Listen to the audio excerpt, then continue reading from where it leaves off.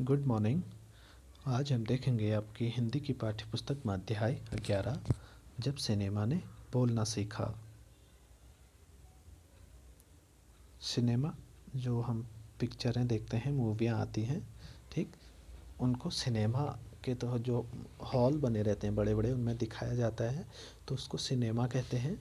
ठीक है, तो ये जो चैप्टर है, जब सिनेमा ने बोलना सीखा, अर्थात बोलना मतलब जब आज हम जो चीज़ें देखते हैं, पिक्चर देखते हैं, कोई नाटक देखते हैं, तो उनमें क्या होता है, आवाज़ आती है, साउंड आता है। लेकिन सबसे पहले जब मूवियाँ बनती थी तो उस समय उसमें साउंड नहीं होता था, केवल उनको एक स्लाइड की तरह दिखाया जाता था, केवल चित्र देखते थे और उस पर वो बोलता नहीं था। तो लेकिन जब इसकी शुरुआत हुई, इसमें बोलने वाली चीज़ें, आवाज़ डाली गई, तो उस समय का ये वर्णन हम पढ़ेंगे, निबंध के रूप में है। तो आइए जानते हैं इसमें क्या क्या चीज़ें हुई।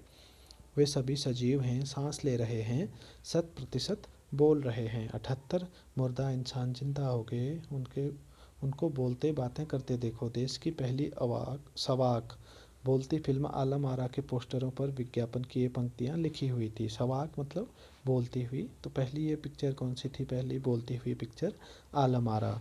ये कब हुई थी? 14 मार्च 1931 की वह ऐतिहासिक तारीख भारतीय सिनेमा में बड़े बदलाव का दिन था। इसी दिन पहली बार भारत के सिनेमा ने बोलना सीखा था। हालांकि वह दौर था जब मूक सिनेमा लोकप्रियता के शिखर पर था। पहली बोलती फिल्में जिस साल प्रदर्शित हुई, उसी साल कई मूक फिल्में भी विभिन्न भाषाओं में बनी, मगर बोलती फिल्मों का नया दौर शुरू हो गया। तो इससे पहले जितनी भी मूवियाँ आती थी, वो सब क्या आती थी? बिना आवाज़ के आती थी, केवल चित्रों के माध्यम से उसको समझना पड़ता था। लेकिन 14 मार्च 1931 को आई हुई फिल्म आलम आरा में आवाज़ आई थी, तभी से इसमें बोलती हुई फिल्मों का क्या हुआ, दौर शुरू हुआ। यहाँ पर बोल रहे हैं आगे। पहली बोलती फिल्म आलम आरा बनाने वाले फिल्मकार थे अर्देशिर एम ईरानी। अर्देशिर ने 1929 में हॉलीवुड की एक बोलती फिल्म शो बोट देखी और उनके मन में बोलती फिल्म बनाने की इच्छा जगी। पारसी रंगमंच के एक लोकप्रिय नाटक को आधार बनाकर उन्होंने अपनी फिल्म की पटकथा बनाई। इस नाटक के कई गाने ज्यों के त्यों फिल्म में ले लिए गए। एक इंटरव्यू में अर्देशिर ने उस वक्त कहा था, हमारे पास कोई संवाद लेखक नहीं था, गीतकार नहीं था, संगीतकार नहीं था, इन सब की शुरुआत होनी थी। अर्देशिर ने फिल्म के गानों के लिए स्वयं की धुनें चुनी। फिल्म के संगीत में महज 3 वाद्य, तबला, हारमोनियम और वायलिन का इस्तेमाल किया गया। आलम आरा में संगीतकार या गीतकार में स्वतंत्र रूप से किसी का नाम नहीं डाला गया था। इस फिल्म में पहले पार्श्व गायक बने WM खान। पहला गाना था दे दे खुदा के नाम पर प्यारे, अगर देने की ताकत है। तो ये उस फिल्म का नाम बता रहे हैं, आलम आरा, जिसका पोस्टर भी आपको इसमें दिखाया है।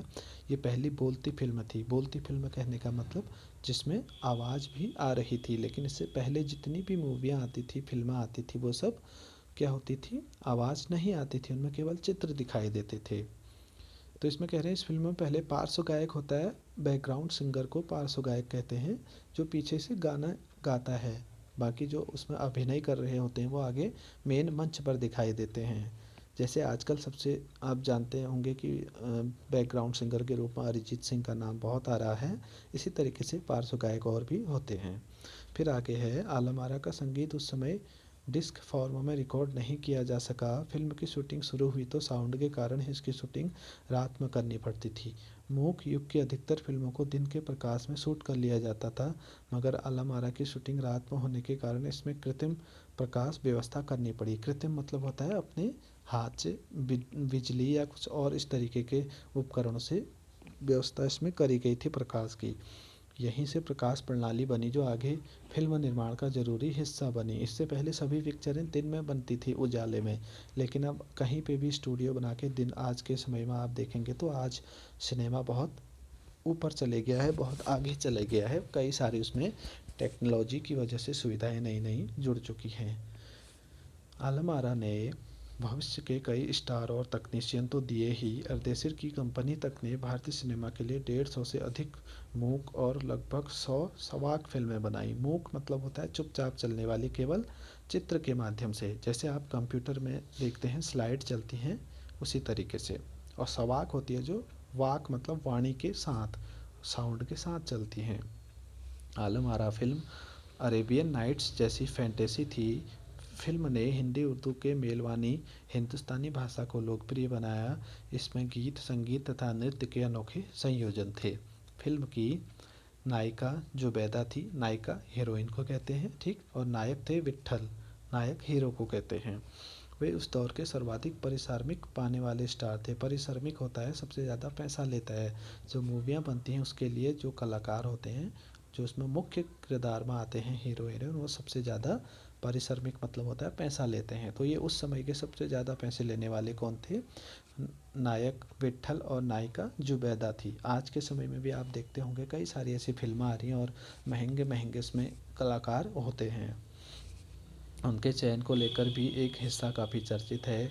विट्ठल को उर्दू बोलने में मुश्किलें आती थी। पहले उनका बतौर नायक चयन किया गया, मगर इसी कमी के कारण उन्हें हटाकर उनकी जगह महबूब को नायक बना दिया गया। विट्ठल नाराज़ हो गए और अपना हक पाने के लिए उन्होंने मुकदमा कर दिया। उन्होंने लगा कि मुझे नहीं लिया, इसलिए उन्होंने क्या कर दिया, मुकदमा रिपोर्ट कर दी। उस दौर में उनका मुकदमा मोहम्मद अली जिन्ना ने लड़ा, जो तब के मशहूर वकील हुआ करते थे। विट्ठल मुकदमा जीते और भारत की पहली बोलती फिल्म के नायक बने। उनकी कामयाबी आगे भी जारी रही। मराठी और हिंदी फिल्मों में वे लंबे समय तक नायक और स्टंटमैन के रूप में सक्रिय रहे। स्टंटमैन वो होता है जो अनेक तरीके के स्टंट दिखाता है, करतब दिखाता है, जो हम बहुत मुश्किल चीज़ें करके दिखाता है जो सब लोग नहीं कर सकते हैं।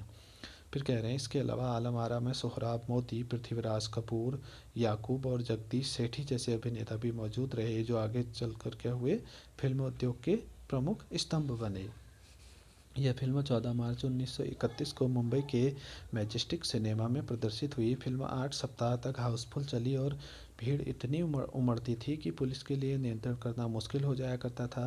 समीक्षकों ने इसे भड़कीली फैंटेसी फिल्म करार दिया था, मगर दर्शकों के लिए यह फिल्म एक अनोखा अनुभव थी। यह फिल्म 10,000 फुट लंबी थी और इसे 4 महीनों की कड़ी मेहनत से तैयार किया गया था। 10,000 फुट लंबी कहने का मतलब, पहले जो मूवियाँ होती थी आज की तरीके से उनको हॉल में दिखाया नहीं जाता था। उनका एक वो प्रिंट निकालते थे और प्रिंट के माध्यम से उसको दिखाया जाता था और पीछे अलग से उसका साउंड चलाते थे। फिर आगे कह रहे हैं सवाक फिल्मों के लिए पौराणिक कथाओं, पारसी रंगमंच के नाटकों, अरबी प्रेम कथाओं को विषय के रूप में चुना गया। इसके अलावा कई सामाजिक विषयों वाली फिल्में भी बनी। ऐसी ही एक फिल्म थी खुदा की शान। इसमें एक किरदार महात्मा गांधी जैसा था, जिसके कारण सवाक सिनेमा को ब्रिटिश प्रशासकों की तीखी नज़र का सामना करना पड़ा। तो देखो उसमें ब्रिटिश, यहाँ हम क्या थे, अंग्रेज़ों के ग़ुलाम थे। तो उनको देख, अगर उन्हें जो एक मूवी बनी थी कह रहे हैं खुदा की शान, इसमें महात्मा गांधी का एक किरदार था, तो ब्रिटिश प्रशासकों की तीखी नज़र मतलब उन्होंने कहा कि क्यों आप इस तरीके से ये मूवियाँ बना रहे हैं। सवाक सिनेमा के नए दौर की शुरुआत कराने वाले निर्माता निर्देशक अर्देशिर इतने विनम्र थे कि जब 1956 में आलम आरा के प्रदर्शन के 25 वर्ष पूरे होने पर उन्हें सम्मानित किया गया और उन्हें भारतीय सवाक फिल्मों का पिता कहा गया, तो उन्होंने इस मौके पर कहा था, मुझे इतना बड़ा खिताब देने की ज़रूरत नहीं है, मैंने तो देश के लिए अपने हिस्से का ज़रूरी योगदान दिया है। जब पहली बार सिनेमा ने बोलना सीख लिया, सिनेमा में काम करने के लिए पढ़े लिखे अभिनेता अभिनेत्रियों की ज़रूरत भी हुई, क्योंकि अब संवाद भी बोलने थे, सिर्फ अभिनय से काम नहीं चलने वाला था। संवाद डायलॉग को कहते हैं, जो वो बोलते हैं। मूक फिल्मों के दौर में तो पहलवान जैसे शरीर वाले, स्टंट करने वाले और उछल कूद करने वाले अभिनेताओं से काम चल जाया करता था। अब उन्हें संवाद बोलना था और गायन की प्रतिभा की कद्र भी होने लगी थी। इसलिए आलम आरा के बाद आरंभिक सवाक फिल्मों की दौर में कई नायक अभिनेता बड़े पर्दे पर नजर आने लगे।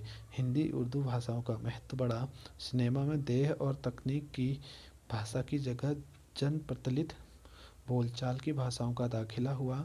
सिनेमा ज़्यादा देसी हुआ। एक नई तरह की आज़ादी थी, जिसमें आगे चलकर हमारे दैनिक और सार्वजनिक जीवन का प्रतिबिंब फिल्मों से बेहतर होकर उभरने लगा। अभिनेताओं अभिनेत्रियों की लोकप्रियता का असर उस दौर के दर्शकों पर भी खूब पड़ रहा था।